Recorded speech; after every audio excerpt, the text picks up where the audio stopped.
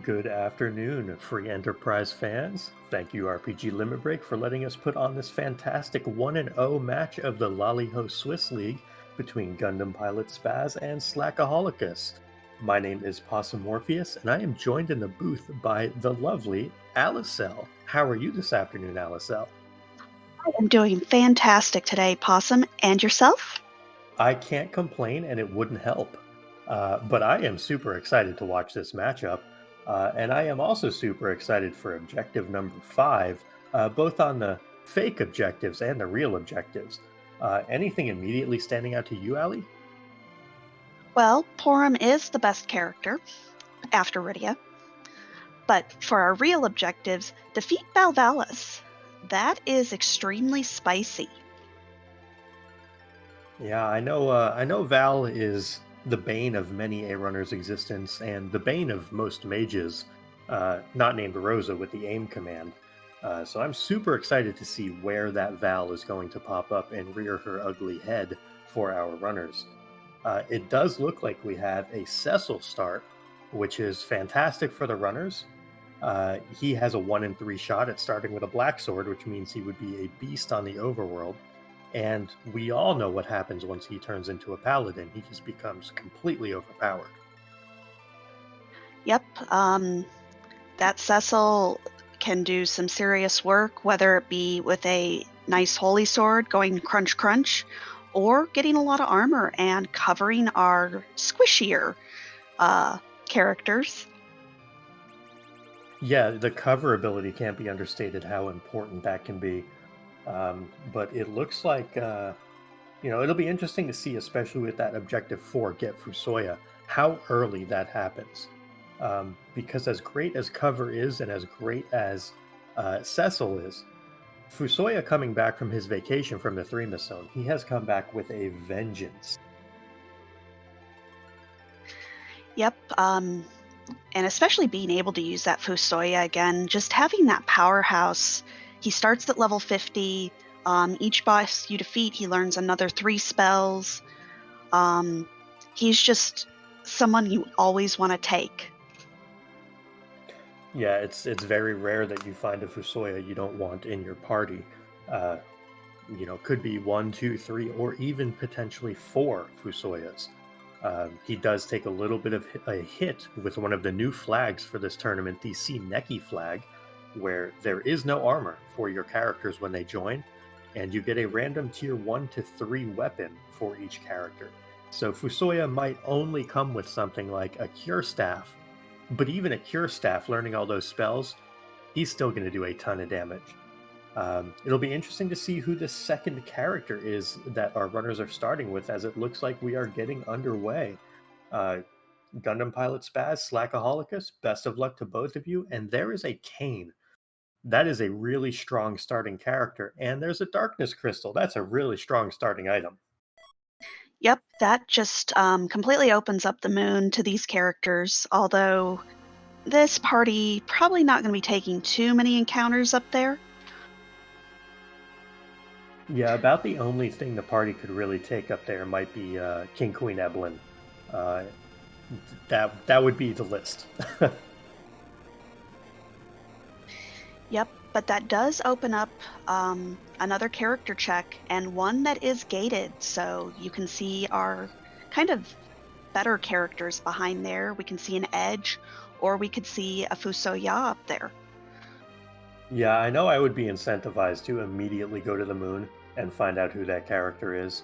Um, if it's a Fusoya, he's only going to start with a couple spells. They're not going to be great. But once you ramp up and get him even to the level 2 spells, he would be really strong. Edge would also be incredibly strong. Even though he starts out with no gear, he does start with Flame, which has an ability, and with his agility, that would be a very fast start for the team. Gundam Pilot Spaz finding both a Blizzard Spear and a Black Sword in the Damsian Treasury. That is fantastic for this party. Absolutely. That Black Sword does have the chance of instant death proccing, which can take anything that doesn't have the boss bit out, just with a little swoon.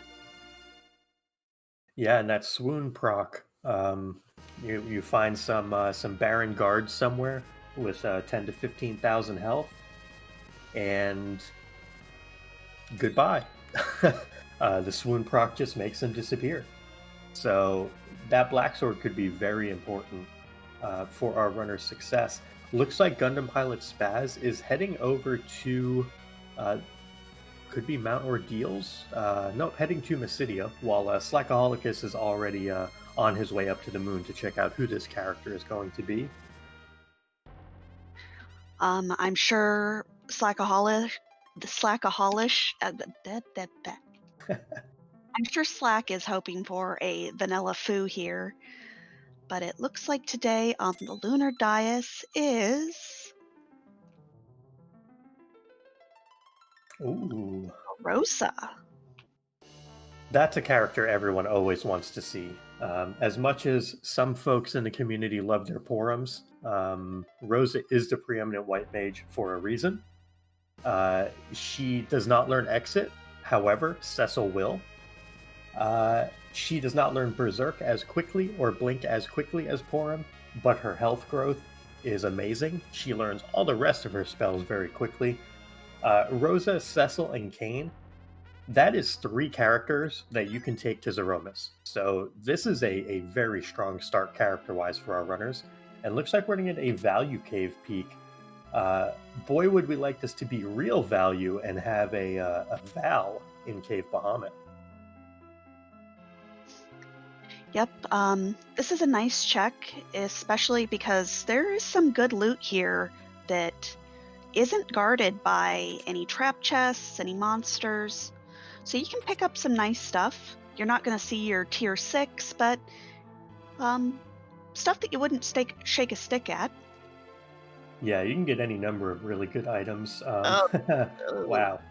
Dark Knight Cecil at Value Cave. If I'm not mistaken, each wave there is going to do 1131 to 1305 damage. So that's going to take a little while before our runners are able to deal with him.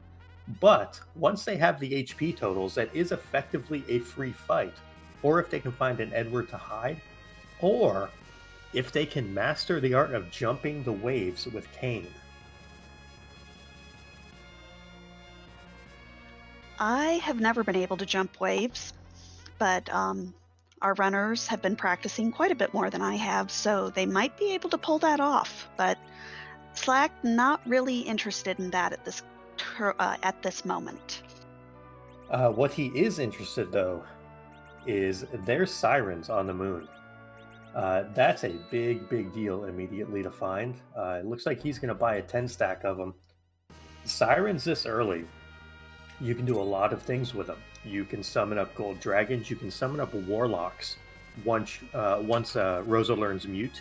You can even use them up on top of Mount Ordeals to summon a double Lilith fight for 5,500 XP, or of course everyone's favorite egg option, Underground, can summon up and scramble some eggs. So those sirens, those make the seed much more manageable. And that does guarantee that they will have an easy grind available to them when they're ready for that point. Sirens are not guaranteed in these seeds, but have a 90% chance of occurring.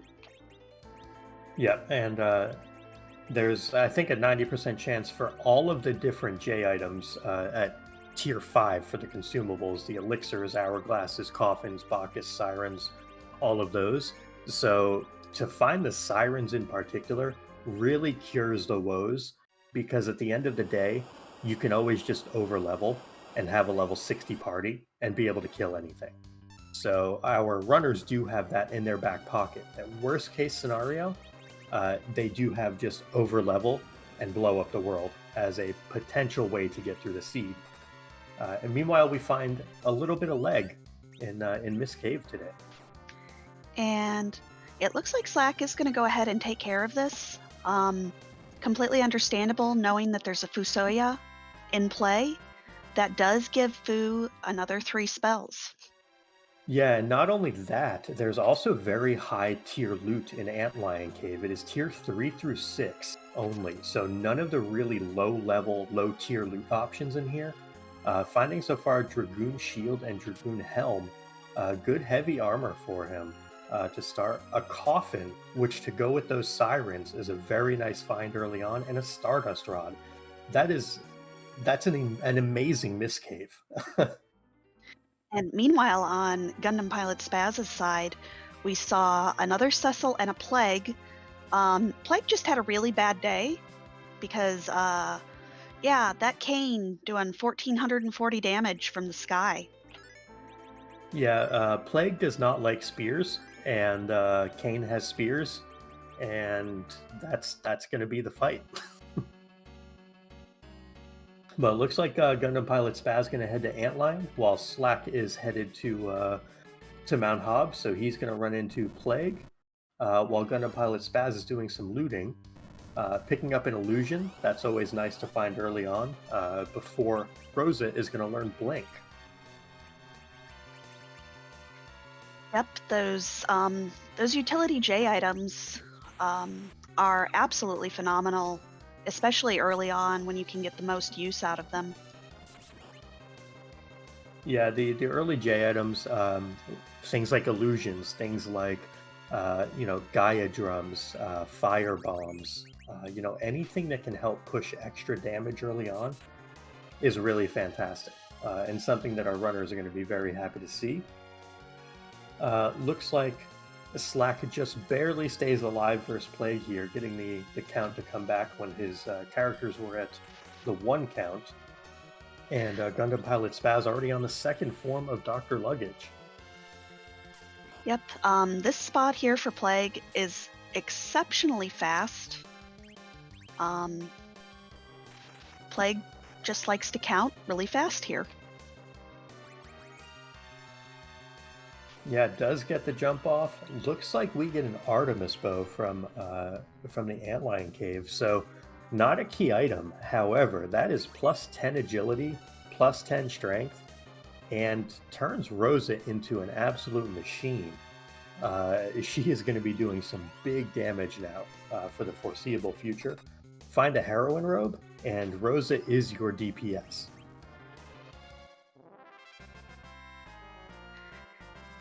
And Slack has gotten through that Plague. Didn't have quite an easy time with it. Did not go to Damsian and pick up that Blizzard spear. Yeah, that Blizzard Spear made a big difference. So that extra looting that Gundam Pilot Spaz did early on, really paying dividends to help him get through this early game. Slack chose to go the route of peeking into Mist Cave and peeking into Cave Bahamut, and got some very nice loot out of it, but no weapon upgrade that Gundam Pilot Spaz got. So the loot that Slack has may be better long term, but the loot that Gundam Pilot Spaz has was better short term.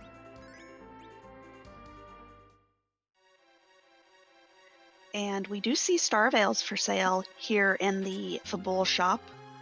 Another one of those items that you just always want to have on hand for the Oops Surprise Wyvern. Yeah, Oops Surprise Wyvern, Golbez, a Root Asura that you need to reflect two Star Veils on.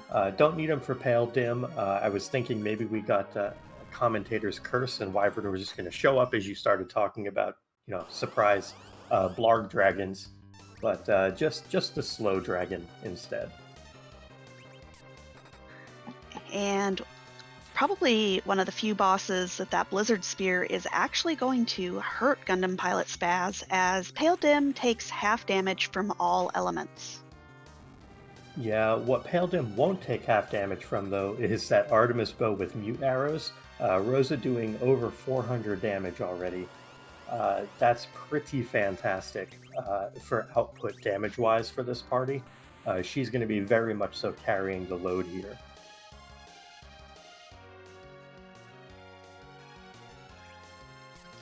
And Dr. Luggage on the other side does not manage to get his poison off, thankfully. I am extremely thankful for that. Yeah, that poison is a little annoying, especially this early on.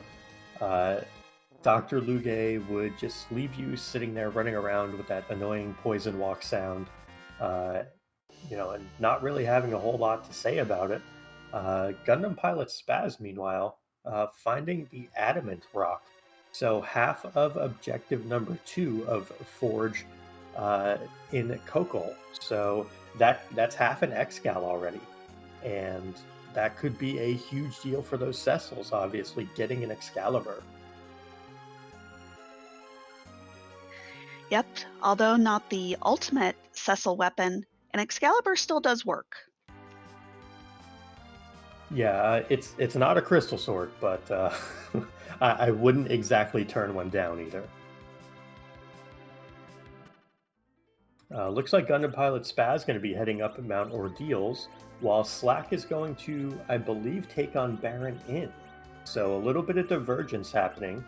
I believe that Slack may be fading Fabul right now, so won't be picking up that the Adamant Rock, and may just be thinking I have enough DPS with Rosa now that we're just going to try to plow through this and get our next character. Totally valid play. Doing a little bit of looting while he's here. And I don't think we've actually seen who is here at the inn. I mean, it's a character. It's certainly a character that exists. Now, two things to point out. One, with that Edward, technically does make that Dark Knight Cecil free if you can get your agility correct in Value Cave. Not super easy to set up, but if Edward is fast enough, that's a thing that can happen. So keep an eye out for that. We'll see if Slack is thinking of it. Meanwhile, Asura having a really bad day against Artie Bow, Mute Arrow, Rosa, gone in 2 shots. Yep, Mute Arrows will take advantage of Mage weakness, allowing them to do 4 times damage, which that's a lot of damage when you have an Artemis bow. Yeah, what would normally be 400 is going to be 800, and oh baby, 1600. We get the kick around the world. If y'all haven't seen this one before, this is fantastic.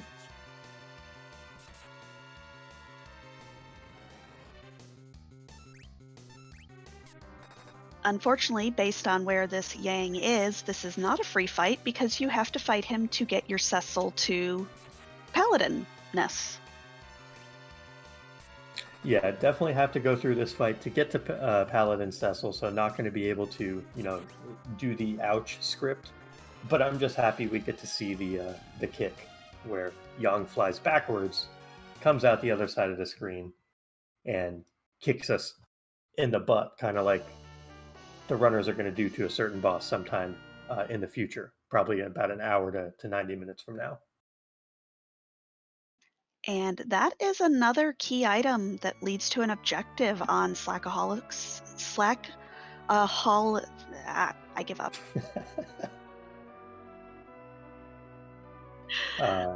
With a pink tail, which will be objective number 3 once they get a hook.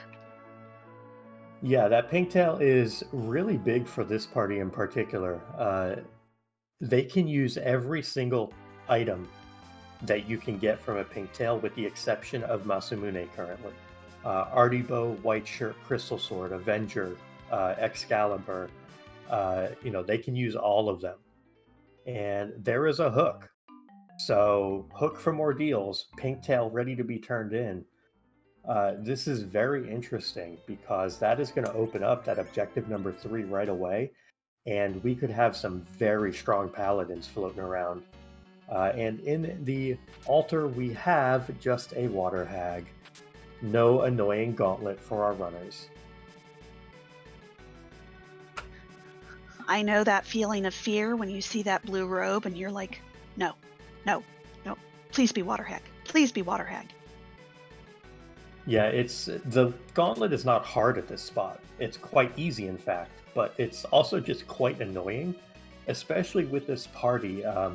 Your AoE would basically be Blizzard Spear Cane, using that spear as an item. And that's not exactly the the AoE you want to be relying on.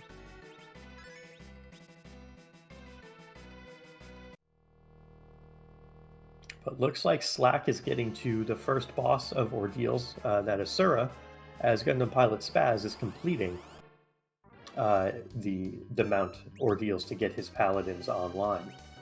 So runners with a little bit of divergence here, going to be kind of crossing each other's paths, but we'll see who's able to progress quicker, especially for Gundampilotspaz now having those two paladins online. We'll see if he does decide to go ahead and do Baron Inn. Well, now that I'm thinking about it, what else is left on the overworld?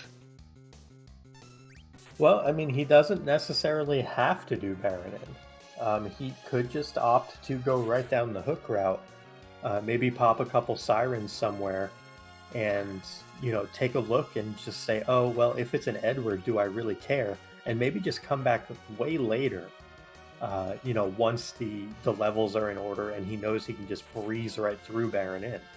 So I forgot that we got a hook. Yeah, yeah, we can get underground. This is good. Yeah, he has the hook, he has the darkness crystal. So it's not necessarily a guarantee that he will do Baron Inn here. Edward gives you some niche abilities to do things, but by and large, without the spoon, he's kind of the equivalent of a potato in free enterprise. Doesn't really bring a lot to the table.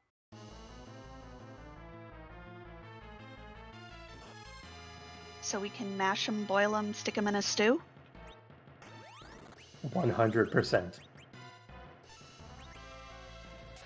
Poor Asuka, our restreamer, Edward being her favorite character, is unpleased with me right now, and I'm happy with this.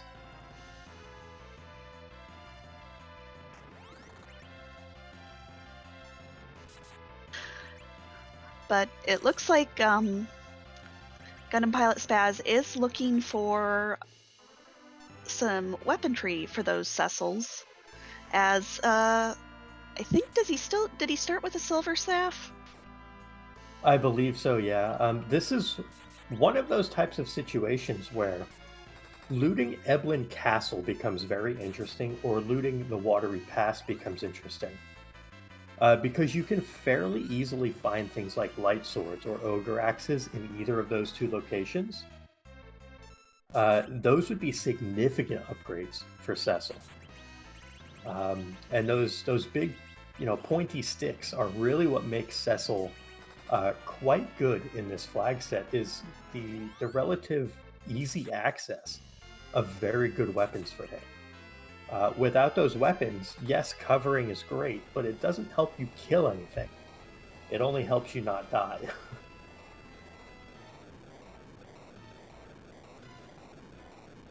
But looks like Slack is through Karate Man, and we'll be getting his paladins online soon, just as Gundampilotspaz is getting to this Octomammoth. And this Rosa here gonna be doing some work.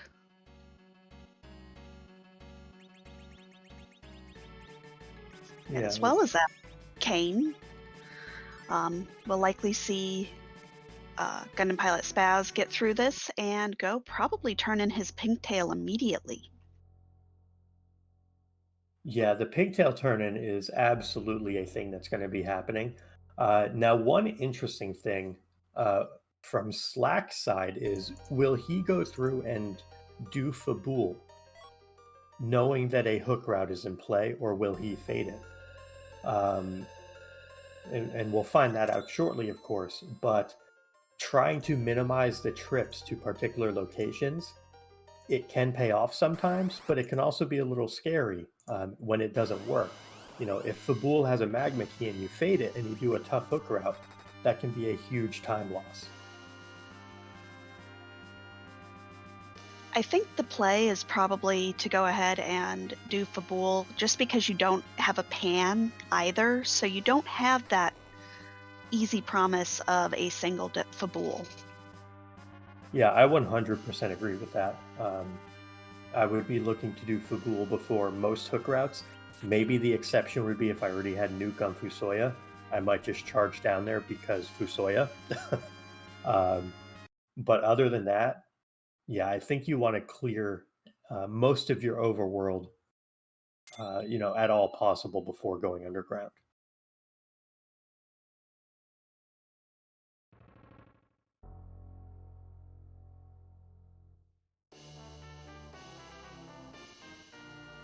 But found some life potions, which are always a nice thing to pick up.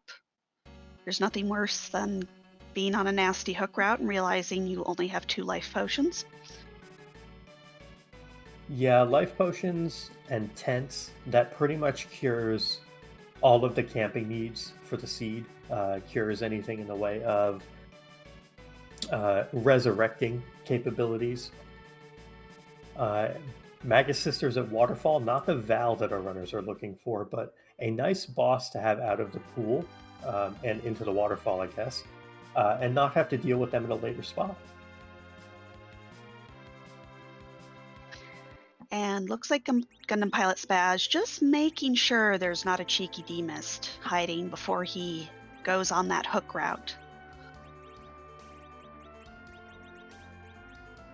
Yeah, I don't blame him at all for this. Kind of like we were talking about, this could be very unpleasant for a hook route. It could be very pleasant. We don't know. But I think the judicious thing to do is to clear that spot. Try to find a magma key. Try to find a shiny sword for Cecil. Try to find something to help. Now we know it's not going to. We know that this is just an adamant, but still a prudent play. Oh baby, here we go. It's party time. I'm very excited for this. I thought Asuka rolled mean seeds. This is a Crystal Sword Cecil 23 minutes into the game with both darkness access and underground access. Um, yeah, this is not the Asuka I know and love. Who who took you away? Who is everything okay, Asuka? Asuka just knows that my favorite thing in the whole wide world is a Crystal Sword Cecil. That's fair. I guess she's doing nice things for her friends, and you are her friends. So, Asuka being nice to you, while normally being mean to everyone else. But yeah, that's a Crystal Sword Cecil. That's 209 attack power, and Cecil is going to do a lot of burring now. Uh, he is the damage that you need and you want in your life. And some more mute arrows just to replace the ones we've used. Just in case Rosa wants to hit a few things. Yeah, it can always be helpful. Wow, so we have sirens on the moon, hourglasses, and coffins on the hook route. I wonder if our runners are going to buy a couple extra hourglasses and particularly look for that Mad Ogre chest just to get Cecil some levels, get Berserk on Rosa, and just go nuts on the seed. And that also opens up one of my favorite grinds, which is the the gold dragons up on the moon. They give lots and lots of experience. Yeah, the gold dragons would give 30,000 experience apiece. If life glitched, since they come in a pack of 2, that would give up to 90,000 experience, and that would go a long, long way for our runners. Looks like Gundampilotspaz is choosing to keep Edward as his anchor. He is actively trying to kill him, although I don't know that that's going to happen before this backstaleman dies. So hopefully that doesn't, punish him from an agility standpoint. Thankfully, Crystal Sword Cecil kind of negates a lot of those woes, but I think that was something he was trying to do was kill off that Edward to keep him as an anchor. Well, and picking up another Artemis bow and a ribbon from one of those chests. Yeah, ribbon, and then there's a random white spear laying around as well. So we have white spear Kane, Artemis bow Rosa, Artemis bow Cecil, and Crystal Sword Cecil. And oh, hey, here's an edge as well. If you wanted melee, you got it. Now, for sparkles that are left, we've seen Pale Dim, we've seen Plague. So that would either be D-Lunars or Ogopogo. It could be Wyvern, if and only if D-Mist is on the hook route itself in the King Queen Eblin spot or at the Magus Sister spot. So that could be fairly interesting as well. If it is Wyvern, it means that we know there's a cheeky D-Mist somewhere. I always love the D-Mist at the Earth Crystal, or at the Magus Sister spot that has the Earth Crystal that leads to a very long chain to get your Magma Key. Which at that point with this party, you might be able to just get underground faster and not have to worry about that long chain until much later on. But this is going to be an interesting hook route, especially if this is Ogopogo. I jokingly like to say Ogopogo is weak to Berserk, but without a traditional agility anchor, Ogopogo is going to mess up a party pretty quick. So it's going to be really interesting to see how our runners traverse this. D-Lunar is basically free because you can turn them into frogs. Ogopogo, not so much. You always have to go toe-to-toe with the Canadian Nope Noodle. The biggest thing to worry about with D-Lunars, though, is sometimes runners like to think that their Crystal Sword Cecil can easily get through them by berserking, and then they die a very painful death. Yeah, that is definitely true that the virus counters can make you have a bad day. Thankfully, the magic is not too ridiculous at the King Queen Eblin spot, so I don't think the viruses would one-shot Cecil at least, but it would not be great either way. Probably everyone else dies, and you run the risk of that Crystal Sword Cecil dying as well and not finishing the fight. It's an aggressive play that probably pays off about 75% of the time, but yeah, it depends how risky you want to be. But it looks like those Mad Ogres are either in the very first chest that Gundampilotspaz skipped, or in the chest in the same room as the bosses.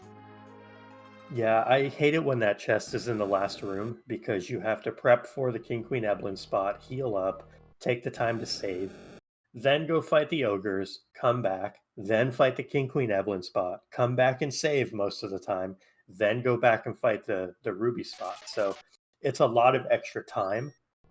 Well, okay, so here's a scary boss at this spot. I know we have hourglasses, but these are going to punch really hard. Yeah, Dark Imps are angry.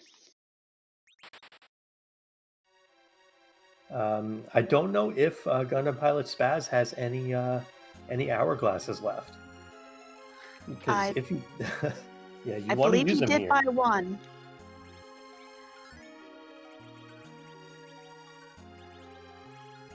Yeah, looks like we get a reset there from Gundampilotspaz. Going to take a moment to think how he wants to approach this. Might go and take that Mad Ogre chest first.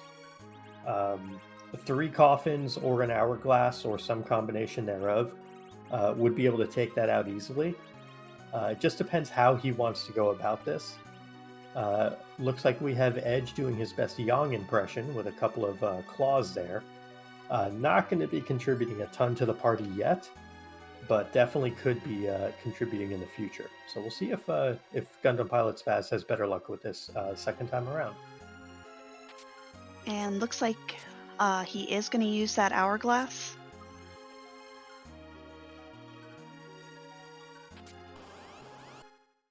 Yeah, I really like this play. The Dark Imps are too punchy to want to deal with otherwise, so I definitely do not hate this whatsoever. Get through this fight as easily as possible. No, there's no XP, but let's just get through this. Let's get to this hook route, get underground, and get on with our lives. So I think this is a very prudent use of an hourglass here to make this very punchy and otherwise difficult fight completely free. And on Slack's side, I did see him use an hourglass on these Stalemen. Hopefully he has a second one to make this fight a little bit easier. Yeah, he bought three, it looked like. So one for this chest, probably one for the Mad Ogres, and then he'll conveniently have one left for the Dark Imps. So he's very well set up based on what I saw in his inventory for this hook route. He is a little bit behind right now, but only fractionally. Um, there's still a lot of this seed to play. Our runners have done a lot of the same stuff, and there is some loot difference from what they've found. We know that Slack has that Stardust Rod from Miss Cave, so if a Black Mage or a Fusoya is found, that will make a lot of difference in the long run. Stardust Rod is that good.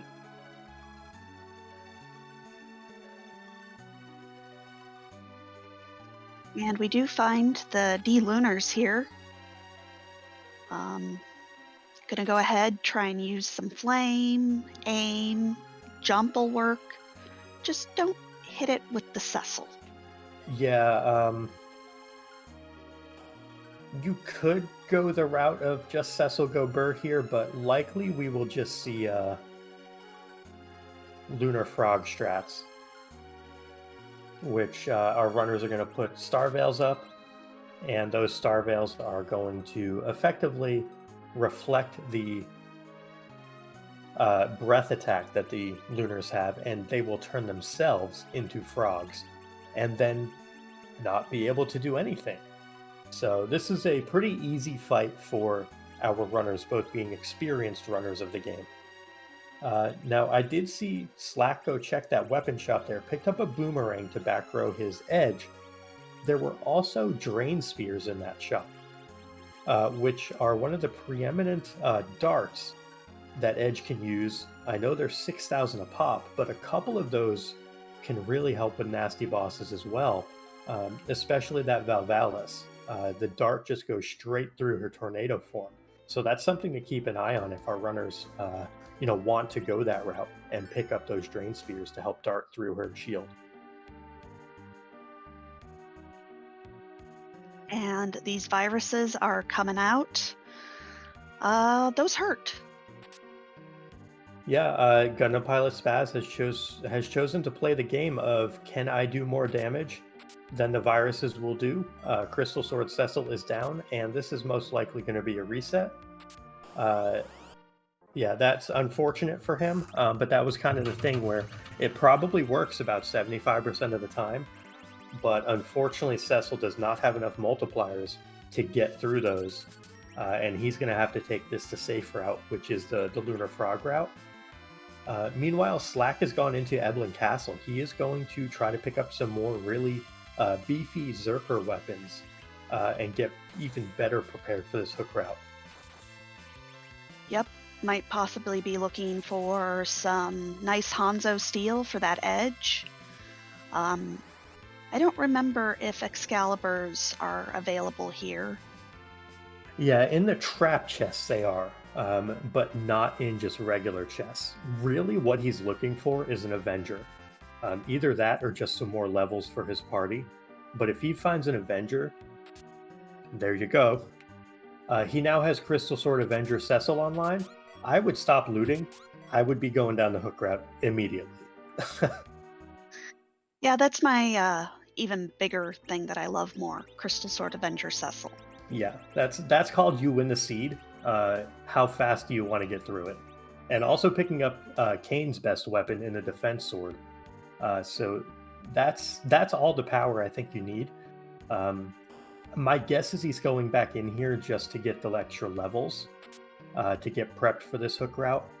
But he has everything he needs from now until the end of the seed.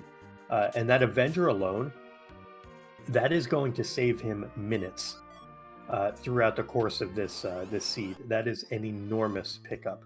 Cannot be understated how good the Avenger is. And a life staff for that Rosa.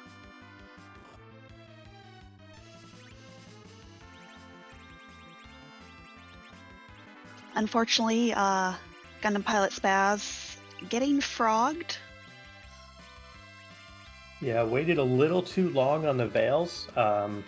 We'll see if third time lucky comes into play for Gundam Pilot Spaz here. Taking the route of just trying to get underground as quickly as possible. These dragons, they don't play nice though. You have to have the timing down in order to get those veils up before the breath comes out. Otherwise, your party becomes functionally useless. So reflecting that breath is really important to do here. Absolutely. This is a very high HP spot. I believe it is 25,000. So there's quite a bit of health to chew through, and if you can't just start throwing out Cecil swings, you need to do whatever you can to kind of mitigate their scripts. Yeah, absolutely. 25,000 health split two ways, 12,500 apiece.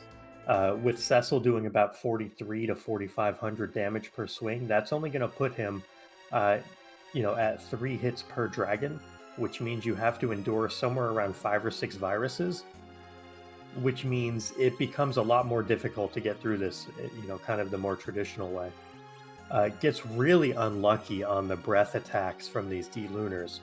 The back D-Lunar used a breath attack. It got reflected 3 times and all 3 hit the front frog, which then tried to breath, but unfortunately the front frog had already been turned to a frog, or excuse me, front lunar dragon had been turned to a frog, so could not use its breath attack.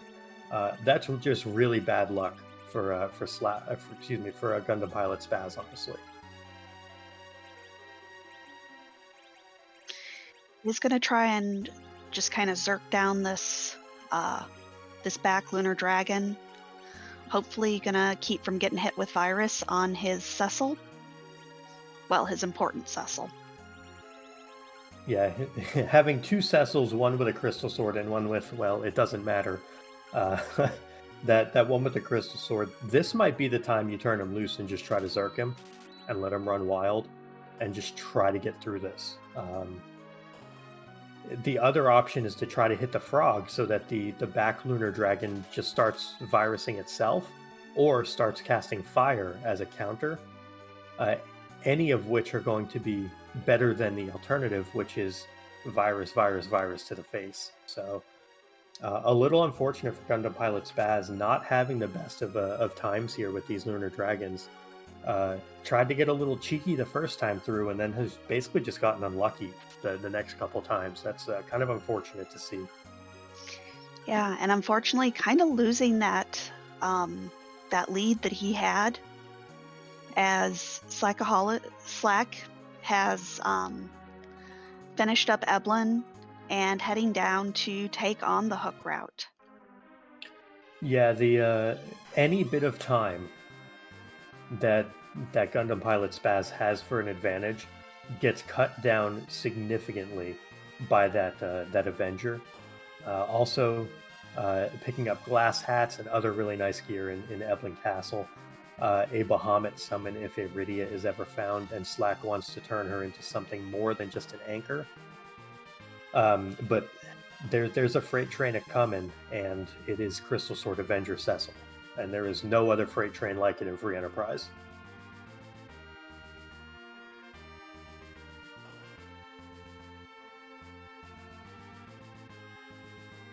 Is trying to get his star veils off. We'll see if he gets a little bit luckier with his breath attack.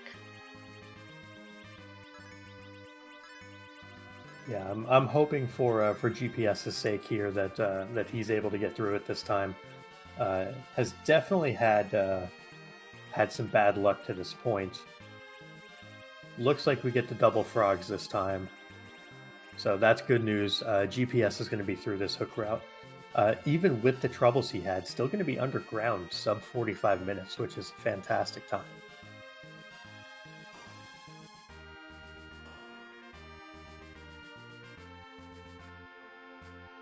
Edge is helping. Yeah, Edge is contributing to the team, doing his best Yang impression with no levels and a couple of claws equipped. but he's trying.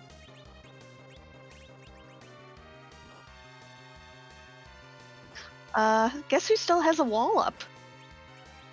Yeah, that Zerk cast is a great idea for that Cecil, but not going to work.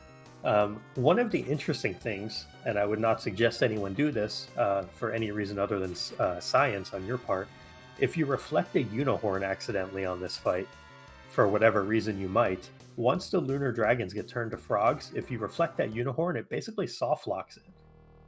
I don't think that has been fixed yet, but it was a really interesting thing that was discovered during the Fabul Gauntlet a couple tournaments ago, where the D-Lunars just kind of freeze and your fight ends, but not in the way you'd like it to.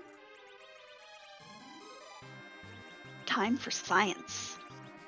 We do love science. But just as Gundampilotspaz is getting through the hook route, Slack is going to be getting to his lunar dragons. So basically, we have a Rubicant spot of difference between our runners. Very close race so far. Slack has a bit of a gear advantage from doing Eblan Castle, but we still basically just have mirroring Cecil Go Burr.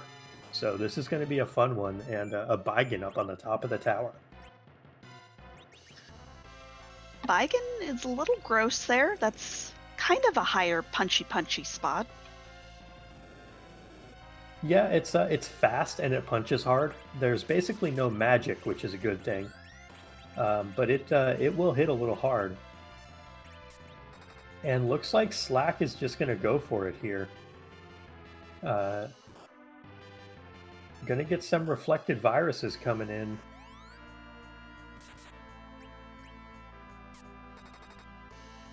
Looks like we're getting some. Yeah, there's 9,700. Cecil angry. Cecil is very angry. That is Crystal Sword Avenger Cecil. Now hitting for quad 9s. He does need to dodge some viruses still, though. So this still is a risky play, but definitely the faster play if he can get through. Cecil still standing. Dodge those first 2 viruses. 1 lunar dragon is down. 1 other lunar dragon is very angry and will start fire countering everything. And we do see an Earth Crystal on Gundampilotspaz's side. Yep, but Slack is through those lunar dragons first try. Yeah, so making up a lot of ground there, getting through first try where GPS unfortunately had to take 4 tries. So that's the power of that Crystal Sword Avenger Cecil, was dealing twice the damage that Gundampilotspaz's Crystal Sword Cecil was. So big play there from Slack to kind of catch up. Oh, that's a nasty Fame Arch. It could be slightly worse, but that's pretty terrible. Not something you're just gonna walk in and do. Yeah, I think, well, I mean, technically it's doable. Anything is doable with Crystal Sword Cecil, but Golbez at Leviathan is going to take a while, and Antlion at Asura is just gross. It's going to be super fast and super punchy. And we don't have proper agility anchoring right now. So going toe-to-toe with Asura unanchored is a rough proposition, to say the least. Looks like GPS is going to go ahead and take on 1 egg with 1 coffin, get a little influx of levels for his characters. Yeah, I don't hate this at all. Get those little bit of extra health pools, the multipliers for the Cecils, for Kane, etc. Then maybe go do Dwarf Castle or set up Sheila 1 and do the Earth Crystal. Earth Crystal will be a priority check along with Dwarf Castle here, simply because one of our objectives is get Fusoya. So any character check you can do is a good check. Absolutely. Unfortunately, both spots do have 2 bosses you have to take on. Yeah, and this first boss, the evil wall here at the Calbranadol spot, this is very punchy. However, uh, Crystal Sword Avenger Cecil is not particularly gonna care. uh, he's just gonna go burr and make his way through this. Looks like we are getting a defense sword on other Cecil. Funny when we can say defense sword Cecil is the other Cecil, because that's normally really good gear.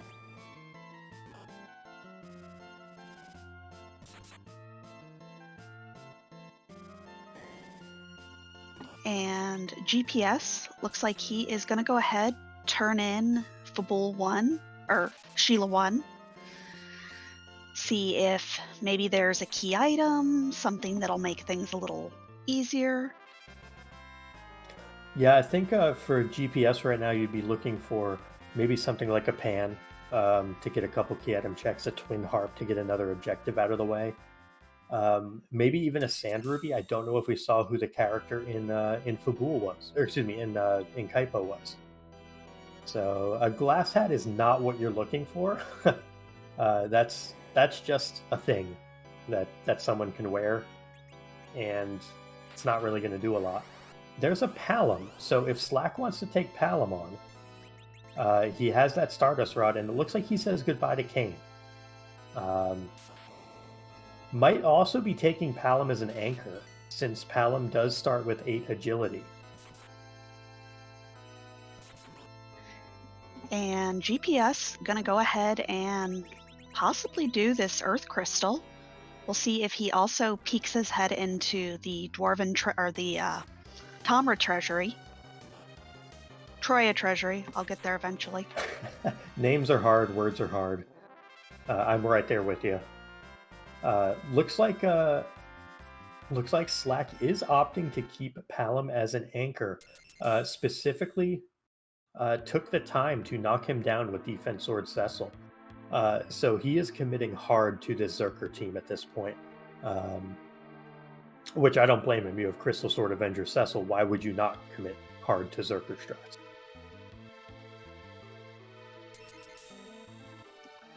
Definitely makes sense. Going to be pretty helpful for some of those bosses in the Fey March that he doesn't quite know about yet, but we'll find out soon. Definitely. And looks like, speaking of finding out soon, we get to play Rate That Treasury and see if we can get something more than like a 2 out of 10. And there is a Sand Ruby from Dwarf Castle, so potential Fusoya.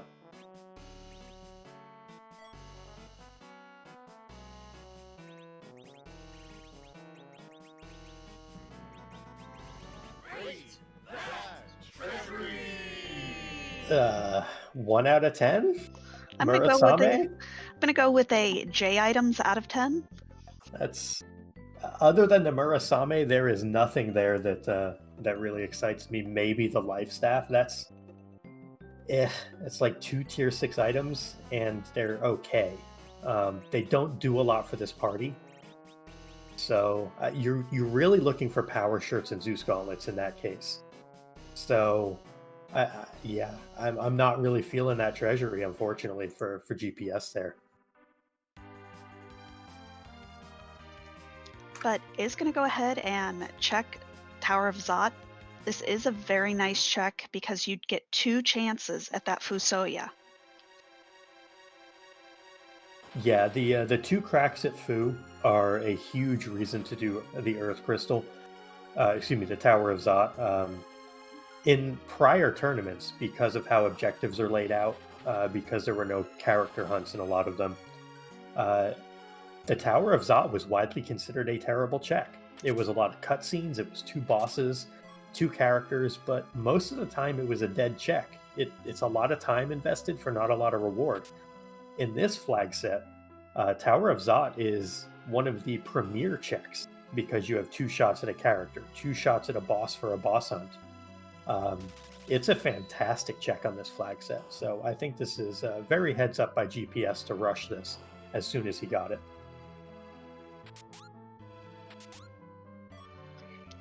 And our Valvalis could be hiding in one of these 2 checks. Yeah, Asuka could be doing her best Stathis impression and trying to give us some vanilla.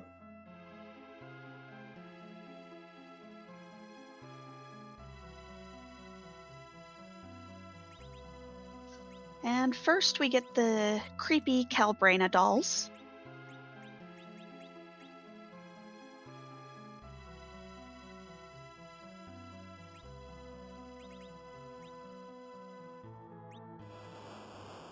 Gonna try and use a big bomb while we cast flame. Biggest thing is you just don't want them to combine into big doll. With Crystal Sword Cecil, Big Doll is really not that big a concern. We have another big play being made, though, by Slack. He is opting to try to take on this Golbez. If this works, that's a huge play. It's a very big risk.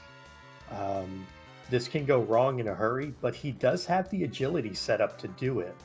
That is one of the benefits of picking up that Palom and leaving him on the ground. The HP basically doesn't matter here. He also has a ribbon on someone, and the snake is just targeting that ribbon user over and over. So he's going to come out of this with 3 characters alive. That is a huge deal for the snake to be so kind in its targeting. But Gundampilotspaz has found the old man in the Tower of Zot. So Fusoya online, Objective 4 now complete for Gundampilotspaz as well.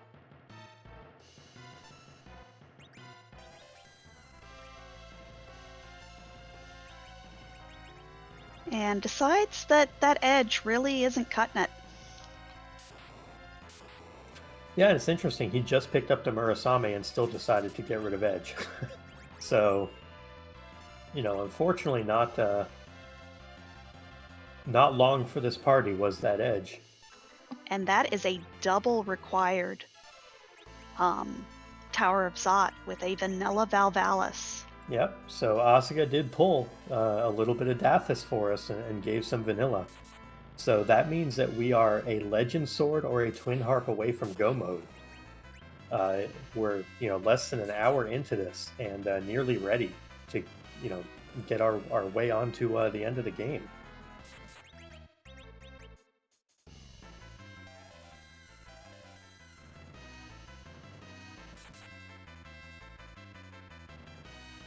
Looks like Slack is very well set up to get through this Golbez now. Has that Crystal Sword Avenger Cecil online. Has a Star Veil up on him to protect him. Trying to get a little XP squeezed out for this Rosa as well. And he is through that Golbez. So if this is a Legend Sword, if this is a Twin Harp, this is looking really good for Slack. Because that's a huge play to make.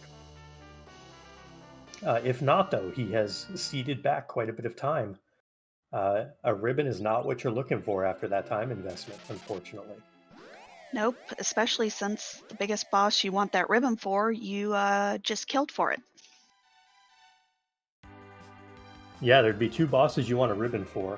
One is Golbez, the other is Evil Wall, and he has fought both of them in the last couple minutes.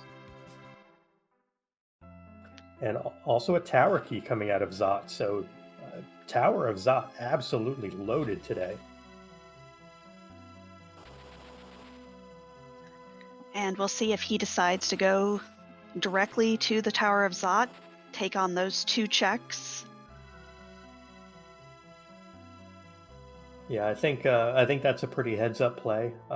Follow that chain, visit that Feymarch when you need to. The bosses are air quotes free. Antlion can be done. You have the armor for it. Golbez can be done. But not really a huge reason to ever go back there for him until it's needed. So just kind of keep following that path and, keep that advantage that you have. He doesn't know he has the advantage, of course, but we know that he does at this point. Samurai Shield, not the dream. Yeah, you're looking for, Avenger, you're looking for maybe a Masamune or another Murasame, Stardust Rod for Fusoya, even a Charm Rod for Fusoya would be good. White shirt for Rosa would be nice. Yeah, white shirt to complement that life staff would be nice. To answer a question from chat, how does this differ from 3-Miss Zone? In 3-Miss Zone, we had to do 3 out of 4 objectives.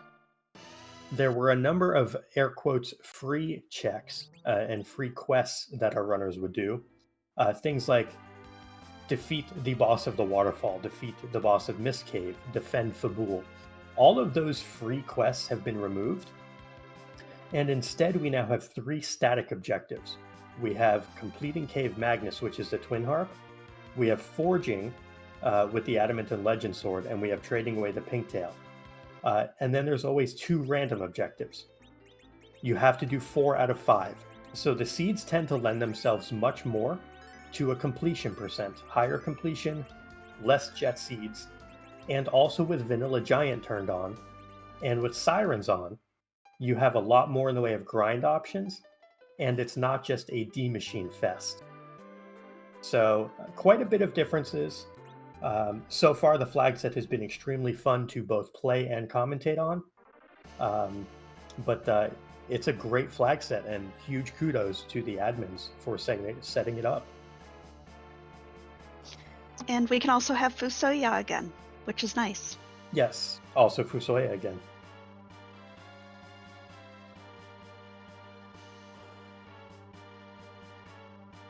And while we have Gundampilotspaz doing battle with Baigen and Slack retracing some of Gundampilotspaz's steps, I think this is a good time to make sure to give our runners a follow. They are putting on a heck of a show for you this evening. Both of them making great plays and getting through a fairly rude hook route very quickly. Putting on a great show, getting the job done for you. So give them a follow. Make sure to give our restreamer Asuka a follow, who rolled up this wonderful, overpowered seed. Make sure to give Imperial Dragon a follow, doing a great job pushing all those buttons. And give my co-commentator Alicel a follow. She is a fantastic human being, and you should make sure you click that follow button for her as well. Aw, heart. And give Possum a follow as well. He is just a really awesome person and a great runner. So give him a follow as well. I don't know how great I can be if I'm 0-1. I saw you play in the last tournament. Well, I appreciate the kind words. I do.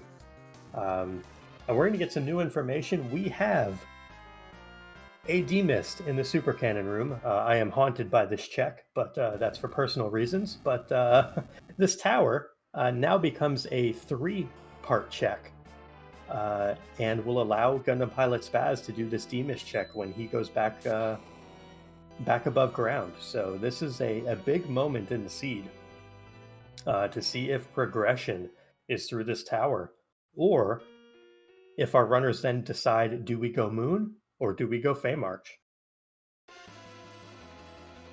Moon is scary. I don't like the moon. Moon is a lot less scary with a Crystal Sword Cecil. But yes, Moon is still scary.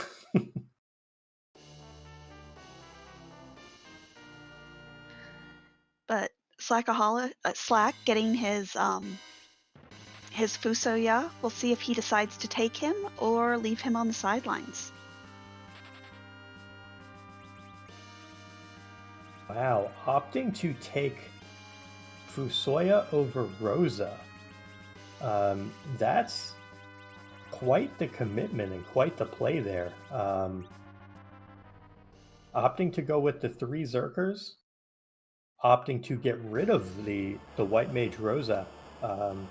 That's something that I'll be curious to see his mindset on, because that's a very bold character choice there.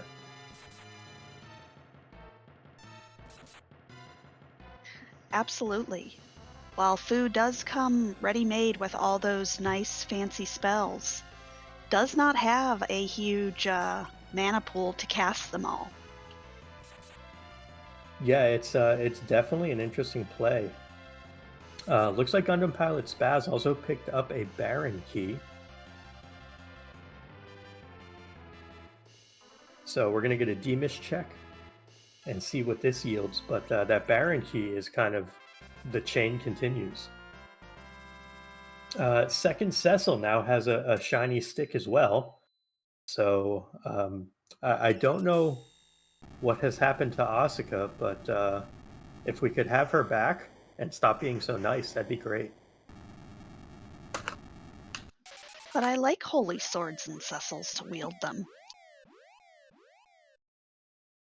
I mean, I like them too, but this is pretty interesting. That's a whole lot of power for this team. There is nothing that's going to stand in their way at this point. And GPS is going to go ahead and do another Earth check with this Baron Key, committing to the chain that started with that Earth crystal. Yeah, I think once you commit to doing the Earth Crystal, I think you have to follow it through. Maybe you stop, maybe after doing the Earth Crystal and picking up Fusoya, you charge straight onto the moon. But that would be the only time you would decide to do it. And that would also be under the assumption that the Legend Sword, being a terminal key item, is going to be on the moon. It has a higher likelihood of being there, but the Twin Harp has a higher likelihood of being on Earth. So it's a very interesting kind of mindset. You know, where are our runners at? Where do they think the answer is going to be? And it looks like for Gundampilotspaz at least, and most likely for Slackaholicus as well, they are both thinking that Earth is going to be the answer.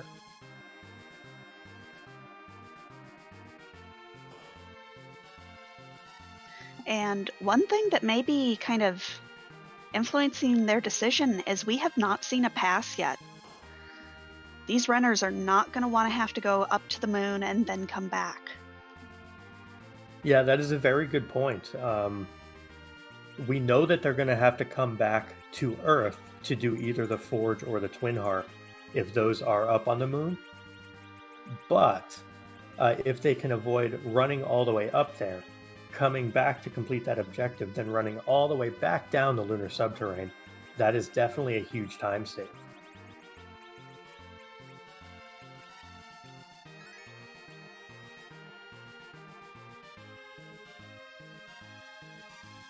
Well, it looks like both of our runners were doing some equipping and some magic rearranging.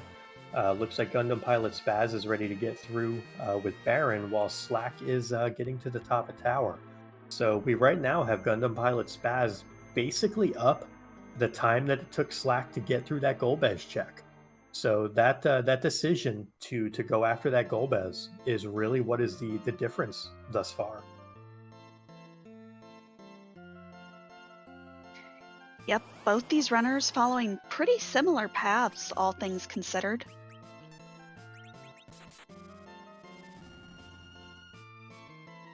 Y'all, it's Wyvern. And Fusoya dodged not one, not two, but three rolls of a Mega Nuke there. I don't know what the odds are on that, but it is not good.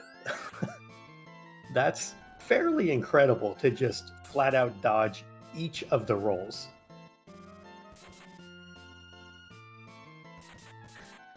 And GPS going, I think I'm going to save after that because I don't want to ever have to rely on Fu to dodge all of those rolls again. Not saving, but healing, using Cecil's bed in the tower. Ooh, even better. Knowing that Golbez is down in the Feymarch and he just fought Wyvern, there can't be any real spicy surprises left. He could run into an Alt Gauntlet or something like that, but he's not going to get surprise one-hit KO on the throne now. So I don't mind this decision at all to go back and get that healing done. It's a lot quicker than going through the menu and casting life and cure 4 and everything like that. But very well done to recognize, hey, I have a free heal I can use.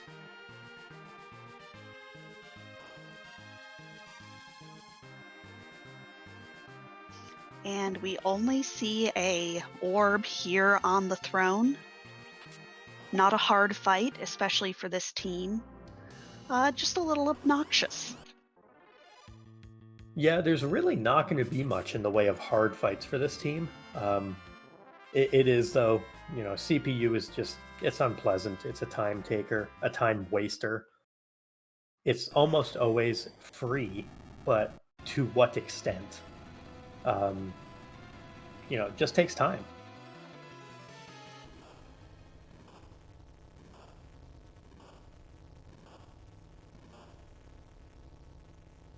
And we will see if Slack is so lucky when he gets to Wyvern to either dodge or get a Veil up in time,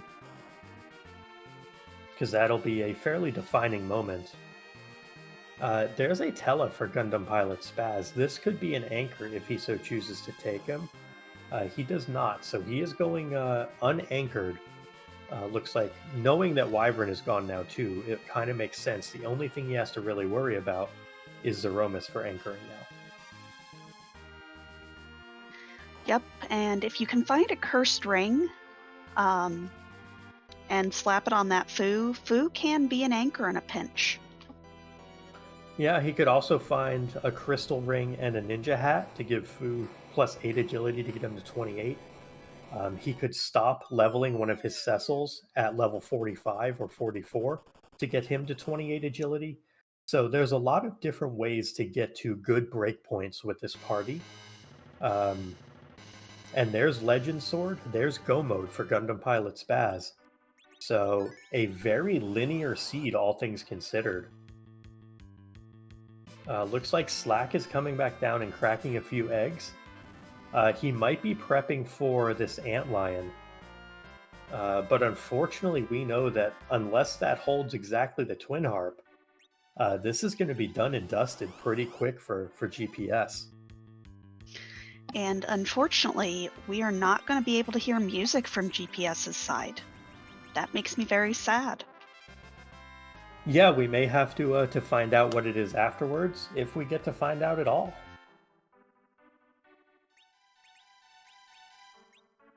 Now, one of the interesting things about this, this is going to put Gundampilotspaz at 9 key items once he turns this in. Not quite going to be at the 10 you want for a double XP grind. However, that shop did see Zeus Gauntlets in there, which for this party, that's pretty much the perfect item.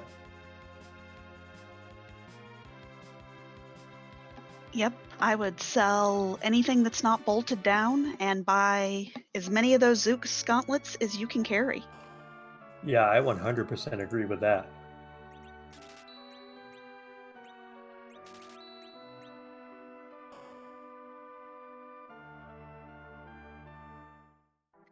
And Slack has found Bacchus wines here in Tomra. Yeah, definitely good for this party. Bacchus wines will get you through a whole lot. Looks like he's also going to dip his feet into the Baron Pool here. And he will also be in go mode shortly. So it's all going to depend on, whose grind is going to be more efficient, who's willing to go to Zeromus quicker, and then does the Avenger help enough? Can Slack pull this out, being, objectively behind right now? Does he have the ability to catch up? We shall see. But looks like GPS is doing as we expected, selling the entire inventory, but he's not at Kokol while doing it.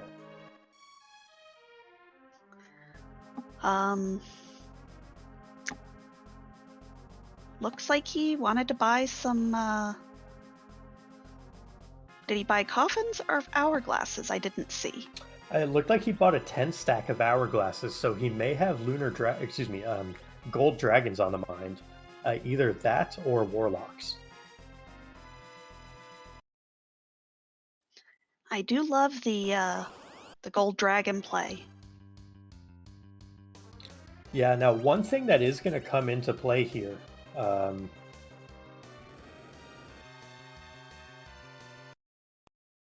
Oh, and we only get a single dodge by Fusoya for Slack, and that is a wipe to Wyvern.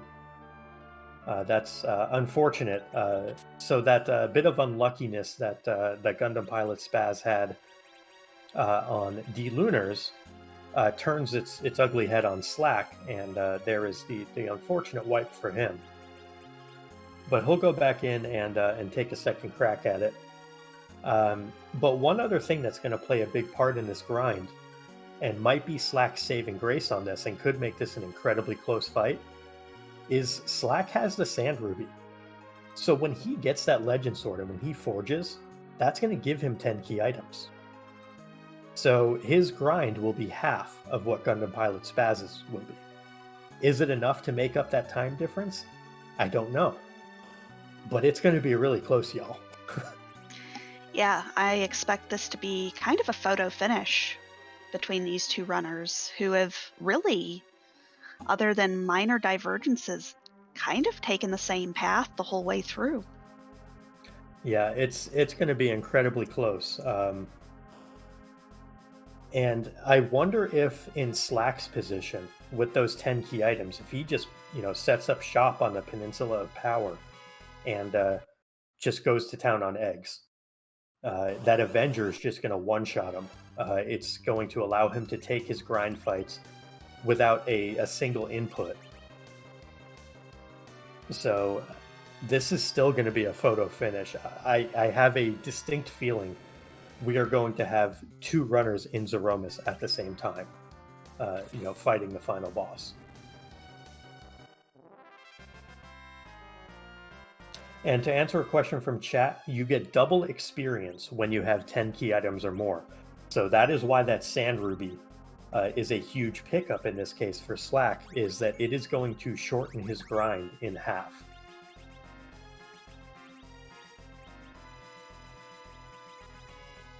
Now, and one other difference between Slack and Gundampilotspaz is Slack ditched that Rosa, so he doesn't have to worry about getting up to Cure 4 levels. That is true. He can get to basically wherever he wants. Now, the other thing also, and we kind of mentioned this a little bit earlier, is Gundampilotspaz does not have a traditional anchor setup. I'm not familiar with his level of experience with vanilla agility. I know that he's a very good runner.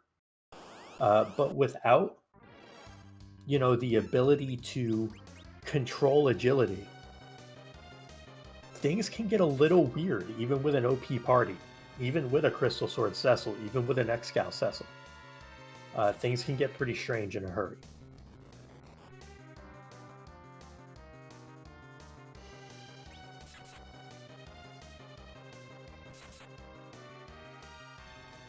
And Slack looks like going ahead and doing the Odin spot first and finding elements. Yeah, he knows he can get through it. He knows Wyvern and Golbez are out of the pool. There's really nothing scary. So he's kind of looking for, that Legend Sword to just show up, at which point he wouldn't have to deal with a gauntlet at the throne if it were one. He would just walk back out of Baron.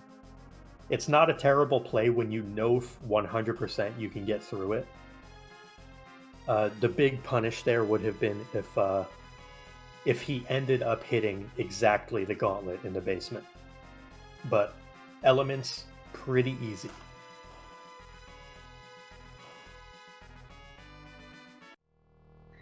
Yep, and at this point, I don't think there would be much on Earth that could scare either of our runners.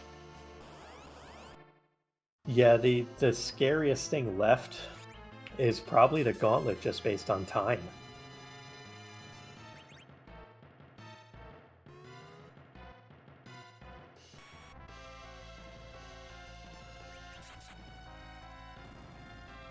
Could have been bad, though, as Chad is pointing out. Had the Twin Harp been at the Baron basement, that could have actually been bad for Slack as well.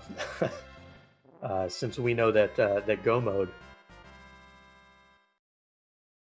is on this Baron, or in this Baron trash can. Now, another curious fact with that Palom getting a couple levels, does Slack replace that Palom with this Tella?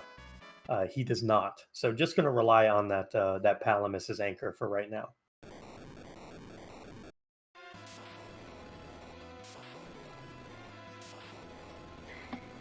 And GPS just kind of going through these King Ryus, weakening them. I think we can only do 7 weeks without having to use an elixir or an ether. Yeah, the other option would be after hourglassing, psyching on a Cecil and using the Cecils as MP batteries. Um, but it really is going to show off the difference. Again, this is a 9 key item grind, where again, Slack is going to be at a 10 key item grind. And 68,000 per egg, should he choose to go that route, versus 90,000 per pair of gold dragons. The grind is going to be done and dusted very quickly for Slack, just simply because of that 10 key item bonus.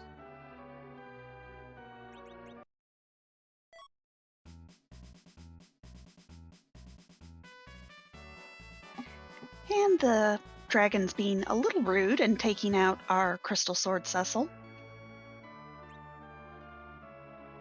Yeah, thankfully that 10 stack of hourglasses going to do wonders here and really lock these gold dragons down after their initial attacks.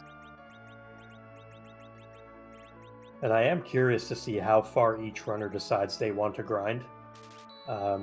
Now I don't know if Gundampilotspaz has any silk webs for the final fight. I know that that Slack does in his inventory. That could also play a major factor, especially for Gundampilotspaz not having a traditional anchor setup. You really want to get the slows onto the final boss in order to keep your Zerkers just really plugging away. Absolutely. And didn't look like, did Slack buy any of those Zeus gauntlets? I think he bought one, and does look like he is opting for eggs on the Peninsula of Power here. And he's going to have that Avenger, and he can just one-shot him without a single input. And then just going to lean on these Crystal Sword and Excal Cecils, much like Gundampilotspaz is, but we're about to see the difference of what this 10 key items makes for this grind. I actually think that Slack is going to come out ahead on this grind. I think he's going to be done faster because of just how quick these eggs are going to go. And you kind of just start to realize how long just everything takes. The victory screen, all of that. Yeah. When you know you're in go mode and your opponent hasn't done yet. Yeah, and each egg, if done optimally like this, takes about 18 seconds to do. So he's going to be able to squeeze in 3 to 4 per minute. Looks like Gundampilotspaz is on his way down to Zeromus, though. So he's decided that the time is now, and yeah, that's a bold decision because he does not have a ton of HP on his Zerkers yet. So this is very bold. His grind is done though. He feels he is ready, and yeah, on his way he goes. And it looks like, Ali, we have some Z's in chat. I could go for a siesta right now. I'm not gonna lie. Now I did take a nap earlier, so I'm not quite as tired. Okay. Well, I guess I don't know then. What are these for? Because if you already had a nap, that can't be it. Chat can't be that tired. This has been too exciting to be tired. What's going on here? Well, Borden, Scala, and Rivers didn't really want, well, let's say Zeromus to be hanging out in the Antlion spot, just big banging everybody who didn't fade Antlion. But we wanted Zeromus to get a makeover. So our wonderful Scala Kitty just went ahead and made some fabulous outfits for Zeromus. He has 525 at this point, and he likes to just go into his closet and pick a different one for each one of these seeds. That sounds pretty cool. I'm a big fan of extensive wardrobes. But at this point, we are going to ask, whose butt are we going to kick tonight? Please be ha ha hamas. Please be ha ha hamas.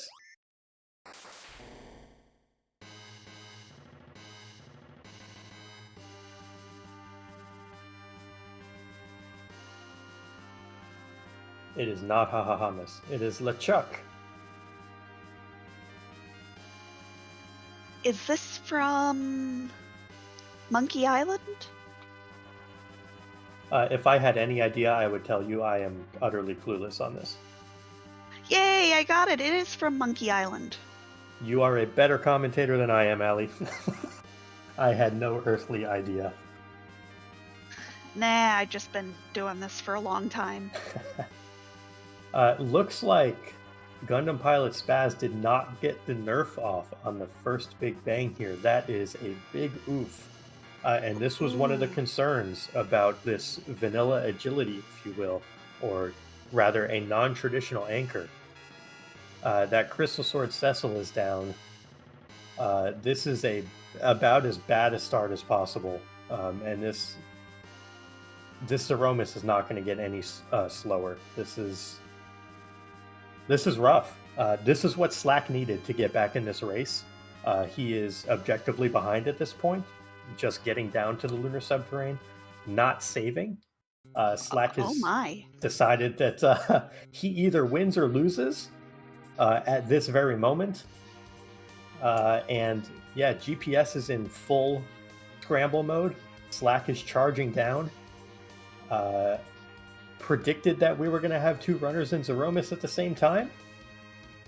We definitely are going to have just that. Unfortunately, Crystal Sword Cecil takes it to the dome again. That is not good at all for GPS. Getting very unlucky. And we'll see if this is nerfed. It is not, and that is a wipe. So that now firmly pushes the advantage to Slack, and after being ahead for basically an hour and 24 minutes, or more or less the entirety of the seed that we have seen so far, honestly, for the first time, Slack is ahead. GPS has been, up there just charging through this seed, in the lead the entire time. This is heartbreaking for GPS. But Z isn't free for either one of these runners, so a wipe from Slack can put GPS right back in the lead. Yeah, absolutely. It's just at the point where if Slack doesn't get a nerf, or if he takes a Big Bang into Meteo, he doesn't have the health that he's going to survive an unnerfed Big Bang into a Meteo. So this is not over yet. Now, what he does have, though, is with those Bacchus, with that Avenger, he gets double Crystal Sword because of that Avenger. So he can now put the Crystal Sword on his second Cecil and basically have two Crystal Sword Cecils firing away. And that does give him a big advantage in this Zeromus fight. And that anchor doing a lot of work there. Yes. Fusoya kindly deciding not to take a one-shot. Slack did decide to just leave the Excalibur on that Cecil, did not put the Crystal Sword on, so just may not have noticed it, or may just be on Bacchus autopilot mode right now, which is totally understandable. Wants to get done with the seed. Yep, at this point, I know when I'm in go mode and in the Zeromus fight, I'm just waiting for that dot done to come through. Yeah. But we now have Gundampilotspaz back in the Zeromus fight. Slack probably about a minute to a minute and a half ahead. Putting out between 8,000 and 9,000 around, closer to 10,000. We may not even see a second Big Bang on Slack's side. This may go straight into rocks. This could be over very fast. His party's putting out a ton of damage. And again, a unnerfed Big Bang on GPS's side. Rosa is going to go down here in just a second. Yeah, that's so unfortunate that this is the power of that agility anchor. That even though, Slack doesn't have as much in the way of party firepower, that traditional, you know, anchor on the ground, making everybody else so much faster, playing a huge difference at the end of the seed. Um, yeah, 20 agility on Fusoya is not ideal compared to, the 8 or the 9, whatever it is that Palom is rocking on Slack's side. It gets all of his Zerkers to relative agility 1, and they are just firing away. We do see a second Big Bang, though. So if this goes Big Bang straight into rocks, we may only have Excal Cecil survive. Yeah, this is getting a little... Or he just wins. Okay. Okay, that's fine. Yep. That's fine. So no rocks. No excitement. No unnerving finish. Just a GG to Slack to come from behind victory. And Slack is our first place finisher with an official RaceBot time of 1 hour, 27 minutes, and 39 seconds. GG's to him. Yeah, very much so. Well played, Slack. Took some extra checks in there, did some looting, got paid off with the Avenger, and we are now joined by Slackaholicus. GG to you, Slack. Very well played. Oh, thank you. GG's. Oh, man. That was tense. Yeah, big moment for me was you picking up that Avenger. Yep. tell me, how excited were you? Oh, I was so relieved. I saw the sparkle at the top of the tower, and I'm thinking that could be anything. The only sparkle out of the pool at that point, I think, was Plague. Maybe Pale Dim, but Plague was definitely out, and I was like, that could be Pale Dim, that could be Ogo, that could be Wyvern. And so I'm like, all right, there's Hourglass 2s in the shop on the hook route. I'm going to take those, and I'm going to go loot Eblin and hope for either Edge gear, extra Cecil gear, maybe Kane gear. And I got that Avenger, and that was a game changer for that team, especially because it was D-Lunars up there. Yeah, and we noticed that your Crystal Sword Avenger Cecil was pulling high 9,000s to quad 9s on those D-Lunars, which made a pretty big difference. Huge difference. Yeah, Crystal Sword Avenger Cecil don't care so much for virus counters. I was a little worried when he started splitting the damage. I was like, please, before this goes south really quickly, just take one of them out. Just save me before something bad happens. Yeah, it's a calculated gamble at that point, and yeah, you got to take those sometimes. Yeah, especially with the agility anchor situation being what it was at that point, or lack thereof. Yeah, the complete lack of an anchor at that point. As far as your decision to keep Palom floored. When you got him in Dwarf Castle, I assume that was strictly for agility purposes. Is that correct? Yes, 100%.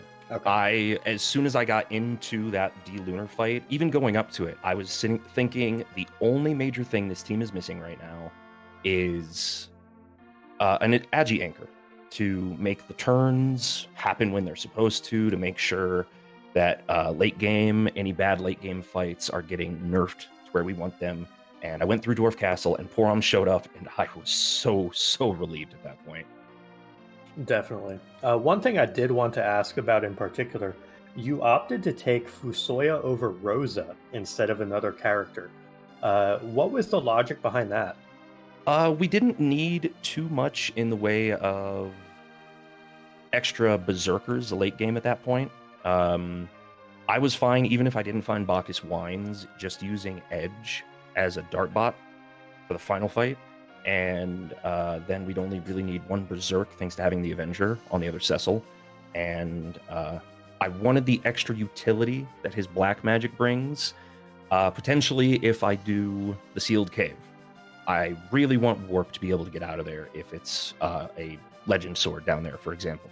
I want to be able to have him toss out AoE spells, get off some quakes and stuff if we, for example, go do the Warlock grind on the moon, and just the other utility that he brings instead of Rosa.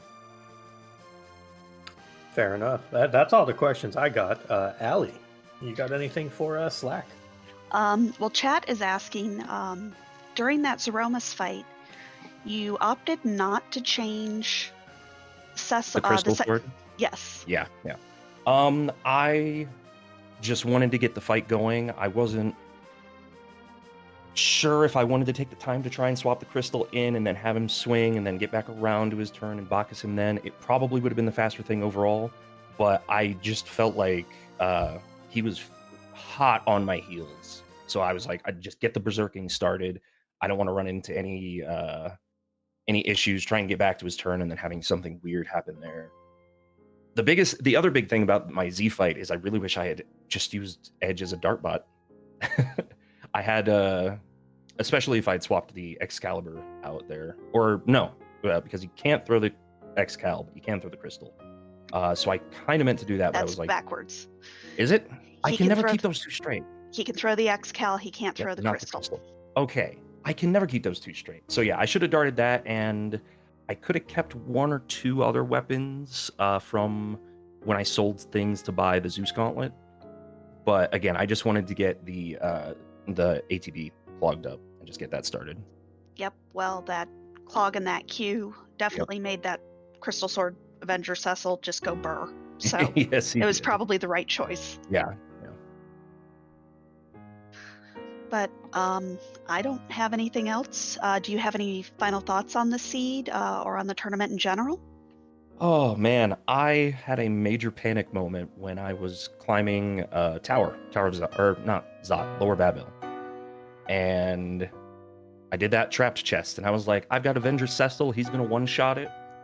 And then I looked at my team and I realized our agility anchor is alive. My face went completely pale because I was like, I don't know when he's going to gain his next agility point and start screwing things up for me. Yeah, yep, thankfully he was still at 8.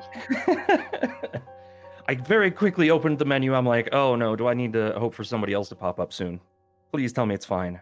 Please tell me it's fine. And then he just had the 8 agility, and we went along our merry way, and I made sure to remove the Avenger before checking the tower key room. Yeah, that's the one thing about those agility anchors is you do have to be cognizant that you have to pay attention to that. Yeah, yes. Yeah, because sometimes they get back on their feet and you forget. Yep, it can go upside down in a hurry. But other than that one minor mishap, and those trap chests are only 2100 XP there. You did a great job of keeping that anchor as an anchor, and not having to worry about it. So overall, again, job very well done. Thank you. Great to watch you and GPS race this. It was super close. It was very 10 out close. of 10 would recommend watching it back.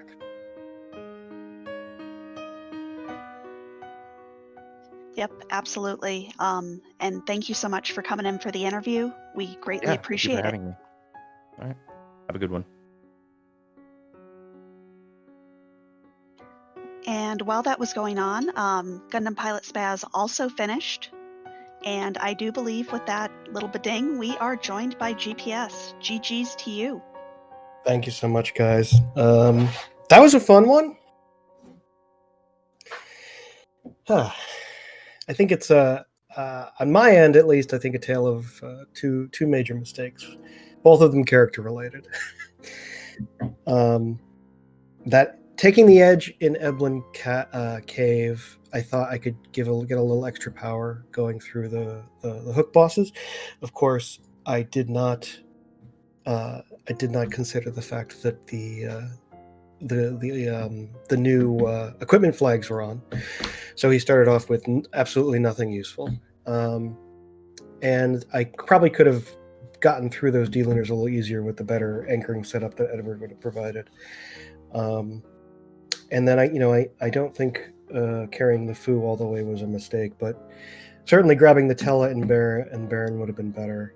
And I've certainly anchored with Fu before with a Berserker setup, but of course, in those situations, I had silk webs or something to slow Zeromus down a little bit. So that's my thoughts, at least. Yeah, that kind of echoes some of the things that we had talked about up here in the booth. Was the concern about not having the silk webs to slow Zeromus down, and the discussion of a traditional anchor versus a non-traditional, in this case, of that 20 agility Fu. So your thoughts are kind of right on with what ours were as well. I think that's a really good assessment on your part of kind of not necessarily where things went wrong, but where things could go from good to great, because you ran a really good race. For sure. It was just, it kind of got away from you at the very end, which is unfortunate, because we know how darn good you are at this. Yeah, and it's, there's questions, because if I did take Tella, there would have been extra time that I would need to return to Fabul and pick up Ethers to pull off the King Ryu grind. I did see Slack did have 10 key items, which I did not. So I'm sure that helped him get into the Zeromus fight a little faster. So that's of course a factor. So taking the extra time to gear up the Tella for the grind might have helped, but we might have ended up at the same spot because of the extra time required just to set that up. And I still had, even so, I had to do the shopping for the grind anyway, so it would have been like a third stop instead of the two I already had to make. So that might have been a little the extra time that Slack needed to finish his grind and get in there. Yep. Well, y'all were pretty much neck and neck and following in the same sort of footsteps. You were a little bit ahead because Slack did do Fey March and Dwarf Castle, which gave him a Palom anchor, which is a nice, easy anchor that doesn't do a whole lot. Yeah, for sure. I peeked the Fey March. I didn't like what I saw. I was not planning on going back there. My plan was to, if Baron didn't have either of the key items I needed in either spot, was to start to do the Ryu grind and then just start clearing the moon spots. So I wasn't planning on returning to Fey March anytime soon. So thankfully that didn't work out as a positive check. And of course those D-Lunars weren't the kindest. I thought I could push through them, obviously not, and then I tried to use the wall trick, which the first time just blew up in my face. Which that's just a roll of the dice there. There's nothing you could do about it. So the few minutes I lost there, that's how the game works. Yeah, we had noticed that you got unfortunate luck, to say the least, on those D-Lunars. That one roll where you had 3 reflected breaths all hit the D-Lunar that had not yet cast breath, which meant one was up and one was down. That's incredibly unlucky that you didn't get it to hit either the one that had cast it or both. That was just a stroke of really bad luck. Yeah, but again, that's how those tricks sometimes roll. D-Lunars in that spot is a pretty rude boss, and I had the party that could handle him. It's just getting it to that point.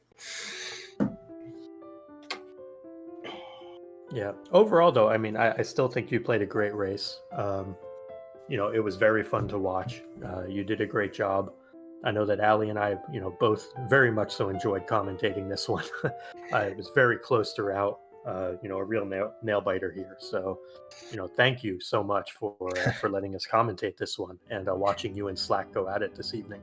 No, absolutely, and I'm glad. Happy to be on RPG Limit Break. Happy we got everybody a close race. Thank you so much, Passamorpheus and LSL, for the commentary. Thank you, Oscar, for rolling this nice, generous seed for us.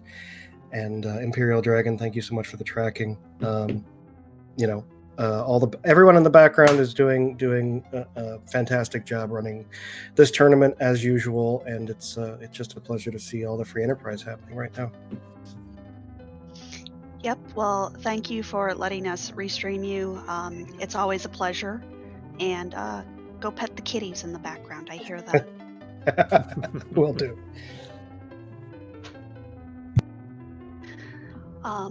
But with that, we are finished here on RPG Limit Break with Free Enterprise, although we are getting a little bit of burning blood from Final Fantasy Legend 2.